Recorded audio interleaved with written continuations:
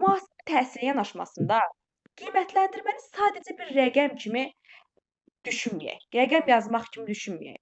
Qiymətləndirmə şagirdin nailiyyəti barədə bir informasiya toplamaq üçün bir vasitə kimi düşünün. Şagirdlərin nailiyyəti barədə informasiya toplama prosesi. Və effektiv qiymətləndirmə nədir deyəndə, effektiv qiymətləndirmə şagird nailiyyətini düzgün istiqamətləndirir. Daha sonra öyrənmə standartlarını aydınlaşdırır. Şagirdin inkişafını davamlı izləməyə imkan verir və həmçində təlim ehtiyaclarını müəyyənləşdirərək tədrisi tənzimləyir. Baxın müəllimlər, mən sizə bu PDF-i sizlər üçün hazırlamışam. Çox sadə və qısa hazırlamışam. Çox rahat olacaq sizə qiymətləndirməni burdan oxumaqla. Deməli, qiymətləndirmə müəllimlər həm müəllim üçün, həm valideynlər üçün, həm də şagirdlər üçün yaratdığı imkanlar var. Nə kimi imkanlar yaradır? Məsələn, müəllimlər üçün nə kimi imkanlar yarada bilər? Müəllim üçün o imkanı yaradır ki, müəllim öz fəaliyyətini təhlil edə bilir. Misal üçün, mən qiymətləndirmə aparmışam. O qiymətləndirmədən əlimdə müəyyən bir nəticə var. Bu nəticədən mən bir təhlil eləyirəm ki, məsələn, növbəti dərs üçün şagirdlərə nə keçəcəm və yaxud da ki, şagirdlərin yerliyi hardadır, hansı mövzulardadır, mən yeni mövzunu keçimmi? Yəni, müəllim öz işini bu qiymətləndirməni keçmərək, məsələn, tənzimləyə bilir, təhlil eləyə bilir. Müəllimlər üçün qiymətləndirmə bu imkanı yaradır. Və yaxud da ki, şagird üçün hansı imkanlara yarada bilər? Şagird öz nailiyyətini təhlil edə bilir. Məsələn, şagird nə əldə eləyib? Hansı nailiyyət əldə eləyibdir? Məsələn, hal-hazırda hansı səviyyədədir? Qiymətləndirmə nəticəsində şagird bundan agah ola bilir. Misal üçün, qiymətləndirmə keçirmişik. KSQ olsun, BSQ olsun, formativ olsun, diaqnostik fərqi yoxdur. Misal üçün, şagird öz qiymətləndirmə nəticəsində aydın olur ki, misal üçün, şagirdin nəticəsi bir o qədər də yüksək deyil. Bu bölmə üzrə, misal üçün, KSQ keçirmişəm, bu bölmə üzrə şagird də özü də bilir ki, bu bölmə üzrə onun nailiyyəti o qədər yüksək deyil və öz nailiyyəti, öz səviyyəsi haqqında şagird məlumatlı olur və növbəti tutaq ki, bölmə, növbəti yarım il üzrə öz nəticəsini yüksəltməyə çalışır. Bu da qiymətləndirmənin verdiyi imkanlardır şagird üçün. Məsəl üçün, valideyn üçün nə kimi imkan yarada bilər qiymətləndirmə? Valideyn də şagirdə yəni öz uşağı haqqında, öz uşağının inkişafı haqqında, səviyyəsi haqqında məlumatlar əldə edə bilir qiymətləndirmə nəticəsində. Bu qiymətləndirmənin, yəni yaratdığı imkanlar üstünlüklərdir. Gəldik qiymətləndirmənin növlərinə. Müəllimlər, qiymətləndirmənin hansı növləri var? Milli qiymətləndirmə var, sonra beynəlxalq qiymətləndirmə var, məktəb daxili qiymətləndirmə var, bir də ki, yekun qiymətləndirmə var. Milli qiymətləndirmə ölkə daxilində təhsilin keyfiyyətini ölçmək üçün aparılır. Deməli, milli adından göründüyü kimi millidir, yəni ölkə daxilində aparılır. Ölkə daxilində şagirdlərin səviyyəsini, təhsil səviyyəsini ölçmək üçün aparılır. Beynəlxalq qiymətləndirmə isə şagirdlərin nəticələrini dünya standartları ilə müqayisə edir. Və onun da növləri var, PIRLS-dir, PISA-dır, TIMSS-dir, bunlar haqqında keçəcəm. Sonra, yekun qiymətləndirmə isə əsasən yekun qiymətləndirmə bu 9-cu, 11-ci sinifdə keçirilir və 9-cu, 11-ci sinifində imtahan olunur, yekunda da dövlət hər hansı bir sənədin verilməsinə başa çatır. Bu bildiyimiz yekun qiymətləndirmədir. Bir də var məktəb daxili qiymətləndirmə. Məktəb daxili qiymətləndirmə isə ən geniş qiymətləndirmələrdən biridir. Onlar haqqında isə, məsələn, onun da formativ, summativ, daha doğrusu formativ, summativ və diaqnostik növləri var. İndi onlar haqqında sizə geniş məlumat verəcəm. Hələ ona keçməmişdən qabaq sizə qiymətləndirmənin prinsiplərini deyim, keçim onlara. Qiymətləndirmənin müəllimlər, uyğunluq prinsipi var, digər adı validlikdir. Bir də etibarlılıq prinsipi var. Uyğunluq prinsipi bilirsiniz nədir müəllimlər? Bax, tutaq ki, siz 5 dənə mövzu keçmisiniz. Qiymətləndirmə sizin o keçdiyiniz 5 dənə mövzunu əhatə eləməlidir. Əgər ki, siz, tutaq ki, 5 mövzu keçmisinizsə, 6-cı, məsələn, keçmədiyiniz bir mövzudan tapşırıq qiymətləndirməni təşkil edirsinizsə, bu zaman siz hansı prinsipi, uyğunluq prinsipini pozursunuz. Yəni, qiymətləndirmə meyarlarına uyğun olmalıdır. Adından göründüyü kimi, uyğunluq və ya validlik. Bir də var etibarlılıq. Etibarlılıq nədir? Bax, tutaq ki, siz Noyabr ayında qiymətləndirmə aparmısınız. Şagird nəticə göstərib 80%. Misal üçün, siz yenə qiymətləndirmə aparırsınız, olsun yanvar ayında. Yanvar ayında da qiymətləndirmə aparanda həmin o 80% nəticə göstərən uşaq bu səfər 40% nəticə göstərir. Görürsüz arasında nə qədər fərq var? Yəni etibarlı odur ki, şagird, misal üçün siz yenə deyirəm, keçirdiyiniz qiymətləndirmə bir neçə aydan sonra qiymətləndirmə keçirirsinizsə yenidən, həmin arasındakı faiz fərqi, göstərdiyi faiz fərqi az olmalıdır. Əgər çox olarsa, dərəcə fərqi çox olarsa, bu zaman etibarlılıq prinsipi pozulub. Ya müəllim hardasa səhvlə yol verilib, ya şagird hardansa köçürübdür. Yəni görürsüz, birdən-birə bu qədər fərq ola bilər sizcə? Misal üçün, mən eyni məsələn Fəndidə 2 aradan nə çox ay keçib ki, 2 ay, 1-2 ay fərq keçib. Sən bu 2 ay bundan qabaq 80% neçə göstərmisən, sonra misal üçün 40% neçə göstərirsən. Bu nə qədər etibarlı ola bilər? Deməz bəlkə sən köçürmüsən, demək yəni istər-istəməz insanda o fikir oyanır da. Demək sən köçürmüsən ki, sən indi 40%, əvvəldə 80% neçə göstərmisən. Yox, əgər misal üçün deyim, əvvəl 80%, 2 aydan sonra qiymətləndirmə keçirmişəm. Uşaq misal üçün 70% neçə göstəribsə, demək bu etibarlıdır. Ola bilər də, yəni 10%, 15% nəticə fərq ola bilər. Yəni bu etibarlıdır. Bundan narahat olmayaq. Sonra müəllimlər, gəlirik diaqnostik qiymətə. Müəllimə, Bəli, buyurun. ola bilər müəllim, birinci olsa bunda da etibarlıq pozulub. Bəli, bəli, pozulubdur, etibarlılıq pozulub. Çünki görün ay İbrahim müəllim, nə qədər fərq var? 80% ilə 40% arasında nə qədər fərq var? Etibarlılıq pozulub. Yenə əgər məsələn 70% olsa, 75% olsa, bu faizlərlə o qədər də fərq hesab olunmur. Yəni bu etibarlı hesab olunur. Yox 50%, 80% göstərib, tutaq ki, 2 ay bundan qabaq 80%, bu ay 50%, 40%, 30% nəticə göstəribsə, burada etibarlılıq demək ki, pozulub. Yəni fərq çoxdursa, etibarlılıq pozulubdur. Aha, sonra gəlirik nəyə? Diaqnostik qiymətləndirmə. Bu indi gəlirik məktəb daxili qiymətləndirmənin növlərinə. Deməli dedik ki, məktəb daxili qiymətləndirmənin növləri hansı idi? Diaqnostik, formativ və bir də summativ qiymətləndirmə. Diaqnostik qiymətləndirmədən danışacağam. Müəllimlər, diaqnostik qiymətləndirmə ilkin qiymətləndirmədir. Şagirdin haqqında müəllimə məlumat verir diaqnostik qiymətləndirmə. Yəni, diaqnostik qiymətləndirmə nəticəsində biz şagirdin hansı səviyyədə olduğunu müəyyənləşdiririk. Diaqnostik qiymətləndirmə məsəl üçün nə vaxt aparılır? Uşaq sinifdən sinifə keçəndə aparıla bilər. Və yaxud da ki, sinifdən sinifə olmasın, yarım ilin əvvəlində, bölmənin əvvəlində aparıla bilər. Yəni, əvvəlcədən aparılır diaqnostik qiymətləndirmə.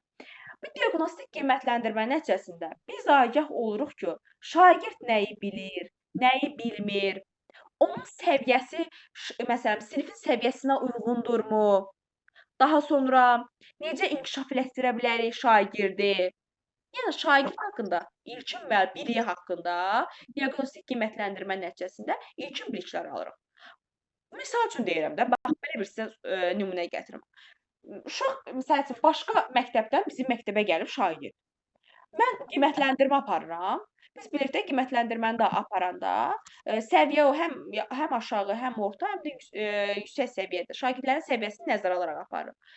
Hə, bir qiymətləndirmə aparıram. Qiymətləndirmə aparanda mən həmin şagirdi əvvəlcə diaqnostik qiymətləndirmə aparmadan mən onu, misal üçün, digər qiymətləndirmə, summativ qiymətləndirmə keçirirəm digər uşaqlarla bir yerdə. Mən burada düzgün eləmirəm. Niyə?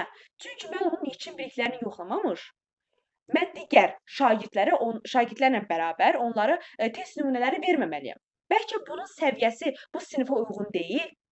Onu bir irəli aparmalıyam, onun üzərində işləməliyəm, sonra qoşmalıyam, sonra ona məsələn bir neçə mövzunu əhatə eləyən test tapşırıqları verməliyəm. Yəni qısa xülasə deyim ki, şagirdin ilkin bilikləri haqqında müəllim məlumatlı olmalıdır. Hansı qiymətləndirmə nəticəsində? Diaqnostik qiymətləndirmə nəticəsində. Və diaqnostik qiymətləndirməni necə apara bilərik? Məsələn, sual-cavabla açıq suallar, qapalı suallar verərək apara bilərik. Sonra bir üsulundan istifadə edə bilərəm, sinif müzakirələrindən istifadə edə bilərəm, essedən esse yazdıra bilərəm. Yəni, bu üsullarla, üsul və vasitələrlə mən diaqnostik qiymətləndirməmi apara bilərəm. Daha sonra bir də diaqnostik qiymətləndirməni harda qeyd edirik? Şagird portfolisində. Yəni hər fənnə uyğun şagirdin portfoliosu olur. O portfolioda şagirdin diaqnostik qiymətləndirməsi qeydiyyata aparılır, qeyd olunur. Daha sonra gəlirik nəyə? Bu oldu bizim diaqnostik qiymətləndirmə. Diaqnostik qiymətləndirmə ilə bağlı nəsə qaranlıq qalmadı ki, müəllimlər sizə. Sualınız varsa buyurub verə bilərsiniz. Aydınsa deyin ki, aydındır, davam edin, mən keçim summativ qiymətləndirməyə. Keçək digər summativ qiymətləndirməyə.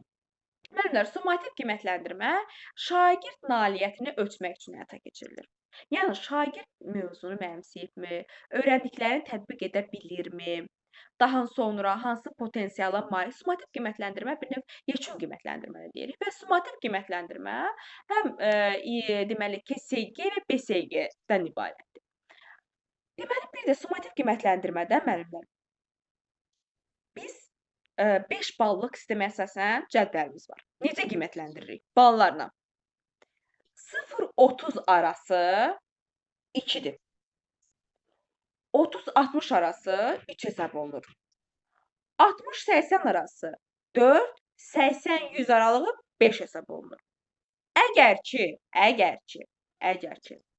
şagird toplayıb 30,1 və yaxud da 30-dan %1 milyonda 1 desə, artıq qiymət növbəti, yəni qiymət hesablanır. Məsələn, 30-un özü 2-dir. 30-un özü 2-dir. Əgər 30,1 bir də qələmi dəyişim. Əgər tutaq ki, 30,1, 100-1, milyonda 1-dirsə, artıq növbəti qiymət hesablanır. 3-ə hesablanır.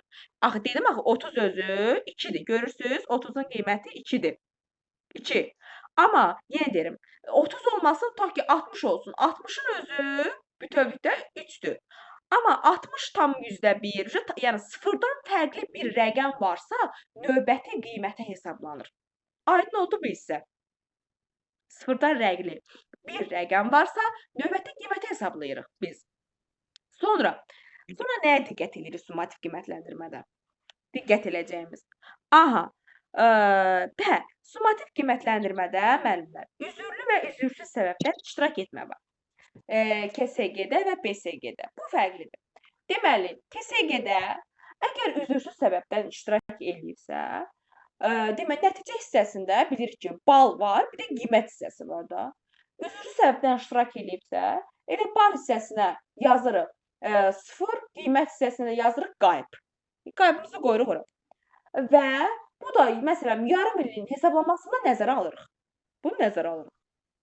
Yox, uşaq üzürlü səbəbdən, bayaq dediyim üzürsüz səbəbi idi. Üzürlü səbəbdən iştirak eləməyibsə, tutaq ki, KSG-dən danışıram hələ. KSG-də kiçik summativ qiymətləndirmədə iştirak eləməyibsə, bu zaman biz nəticə hissəsinin xananı, bax, misal üçün 2 dənə xanadır da, belə çəkim bir dənə qələmi götürüm. Hamı ekranı görürmü müəllimlər? Bax, tutaq ki, nəticə hissəsi var. Bu nəticə hissəsində 2 xanadır. Bir qiymət hissəsi olur, bir də bal hissəsi olur yuxarıda. Misal üçün, burada yazırıq qiymət, burada bal hissəsidir. Və bu xanaları diaqonalla 2 hissəyə bölürük hər birini. Diaqonalla 2 hissəyə böləndə, üzürlü səbəbidir də, səbəbi var uşağın. Tutaq ki, xəstəxanadadır, qolu qırılıb, qılçı qırılıb, nəsə bir üzürlü ciddi bir nəsə problemi var. Üzürlü səbəbdən qalıb da KSG-də iştirak eləməyib. Mən yuxarıda surət hissəsinə qayıb yazıram. Yuxarıda, burada mən qələmi rahat yaza bilmirəm, qayıb yazıram yuxarıya, bax bu hissəyə. Bu hissəyə qayıb yazıram. Bu hissəyə qayıb yazdım yuxarıya, surətə. Surət hissəsinə qayıb yazıram, məxrəc hissəsini boş qoyuram. Məxrəci boş qoyuram, növbəti KSG-yə kimi gözləyirəm. Məsələn, uşaq növbəti KSG kimi gəlirsə, mən məsələn, dərsdən kənar ona bir KSG keçirirəm. Amma əvvəlki KSG-nin sualları olmur, çünki uşaqlar bir-birinə deyir də. Əlavə, məsələn, yeni suallar hazırlayıram, onu qiymətləndirirəm və qiymətini də məxrəcə yazıram. Artıq qiymətini çıxardıram uşağın. Bu da oldu bizim KSG-də üzürlü və üzürsüz səbəbdən iştirakı. İndi gəlirik nəyə? İndi gəlirik BSG. BSG-də necədir? BSG-də də əgər üzürsüz səbəbdən varsa, qiymət yerinə yenə qaybını bal hissəsində 0-ını yazıb qoyuruq ora. və yenə də bu da yarımillikdə, illikdə nəzərə alınır bu hesab. Amma üzürlü səbəb varsa, üzürlü səbəbdə belə deyilir. Yenə xananı bölürük. Bax, burada olduğu kimi. Yuxarı hissəsinə qayıb yazırıq, sürət hissəsinə. Məxrəc hissəsini boş qoyuruq. 2 həftə gözləyirik BSG-də. Uşaq gəldi. Gəlmədi, artıq vay halına. Yəni, qiymət hissəsinə qayıbın, bal hissəsinə isə sıfırını yazırıq. Bu da hesablanır. Yəni, qiymət hesablanmasına yarımilliyin illikdə hesaba alınır. Amma bir də onu deyim ki, müəllimlər, KSG-də demədim nəyi. Uşaq növbəti KSG-də də iştirak etmədisə, onda da yazılır. Məsələn, sıfırı qaybı yazılır. Ancaq yarımilliyi, məsələn, hələ ki yarımillikdəyik də, tutaq ki, yarımilliyin hesablanmasında nəzərə alınmır. Bax budur. Bax necə nəzərə alınmır? Bax belə deyim. Tutaq ki deyim, bax KSG bir yarım ildə minimum, bunu yadınızda saxlayın. Yarım ildə, bir yarım ildə minimum 3 dənə, maksimumda 6 dənə biz KSG keçirə bilərik. Deməli, minimum 3, maksimum 6 KSG keçirə bilərik. Əgər misal üçün deyim, biz 3 dənə KSG keçirmişik, ya bir yarım ildə və şagird üzürlü səbəbdən KSG-nin birində iştirak eləməyib. Misal üçün, mən onu tutaq ki, yazmışam 0. Amma mən yarım ilin hesablanmasını nəzərə almıram. Necə hesablayırıq biz yarım illikdə? BSG yoxdursa deyə əgər. Necə hesablayırıq? Məsələn, 3 dənə KSG keçirmişəm. Uşaq tutaq ki, birində alıb 50 bal, birində alıb 60, birində alıb 70.